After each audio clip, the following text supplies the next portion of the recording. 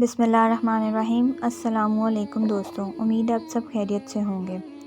حضرت ابو عباس رضی اللہ عنہ سے روایت ہے کہ ملک شام میں ایک یہودی رہتا تھا۔ وہ ہفتے کے دن تورات کی تلاوت کیا کرتا تھا۔ ایک دن تورات کھولی تو اس میں 4 مقام پر حضور صلی اللہ علیہ وسلم کی تعریف و توصیف دیکھی۔ یہودی نے وہ جگہ کاٹ کر جلا دی۔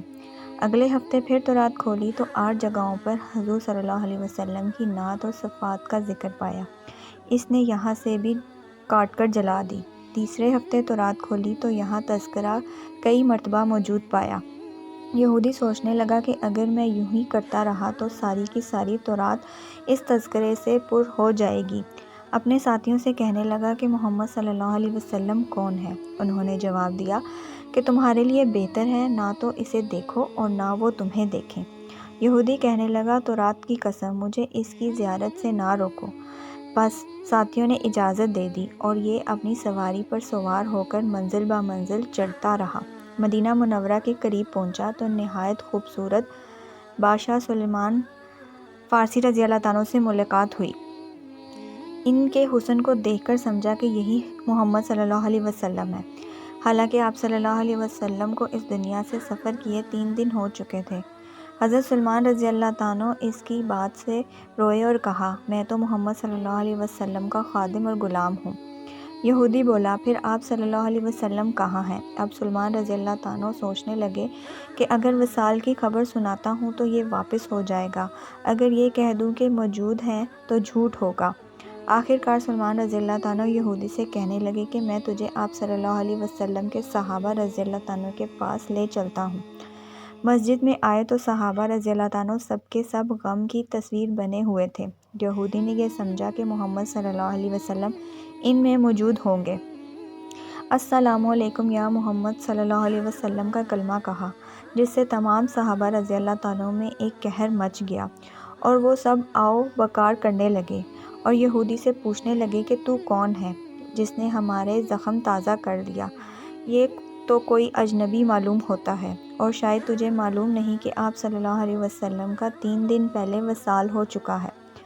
یہ سن کر وہ یہودی چیخ کر کہنے لگا، ہائے میرا غم، میرے سفر کی ناکامی، اور اے کاش میری ماں مجھے نہ جنتی، اور جنا ہی تھا تو کاش میں تورات نہ پڑھتا، اور وہ بھی پڑھی ہی تھی تو کاش محمد صلی اللہ علیہ وسلم کی تعریف و صفات پر نظر نہ پڑتی، اور اگر یہ بھی ہو گیا تو محمد صلی اللہ علیہ وسلم کی زیارت نصیب ہو جاتی۔ پھر کہنے لگا کہ کیا یہاں پر حضرت علی رضی اللہ عنہ موجود ہیں جو مجھے آپ صلی اللہ علیہ وسلم کے اوصاف اور حلیہ مبارک کا تعارف کروائیں۔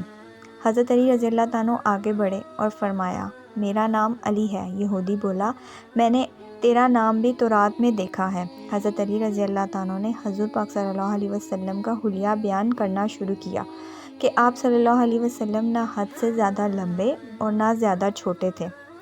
سر مبارک گول تھا، پیشانی کشادہ اور آنکھوں کا رنگ خوب سیاہ تھا۔ آپ صلی اللہ علیہ وسلم کی پلکیں زرد تھیں، ہنسی کے دوران میں دانتوں کے شعاعیں نکلتی تھیں، سینے سے ناک تک بالوں کی لکیر تھی، ہتھیلی پر گوشہ تھیں، قدموں کے تلوں گہرے گاٹھ تھے، بدن کے جوڑوں کی ہڈیاں موٹی تھیں، مثلاً کونیاں اور گھٹنے، اور آپ صلی اللہ علیہ وسلم کی شانوں کے درمیان مہر نبوت تھی۔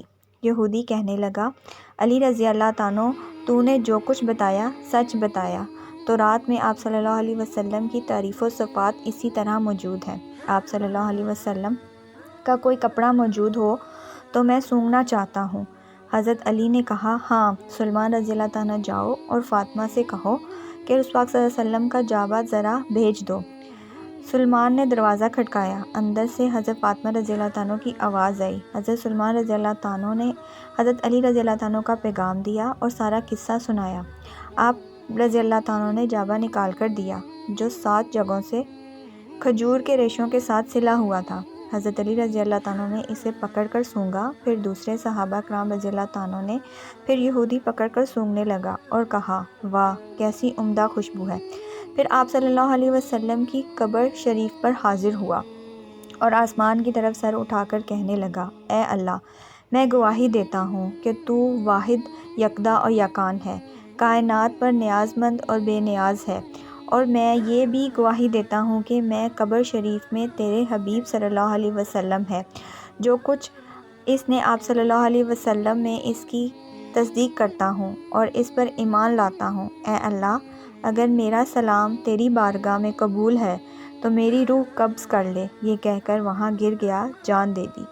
بعد میں حضرت علی رضی اللہ عنہ نے اسے غسل دیا اور جنت البقیع میں دفن کر دیا۔ عشق پر زور نہیں ہے، یہ وہی آتش ہے غالب، کہ لگائے نہ لگے اور بجھائے نہ بجھے۔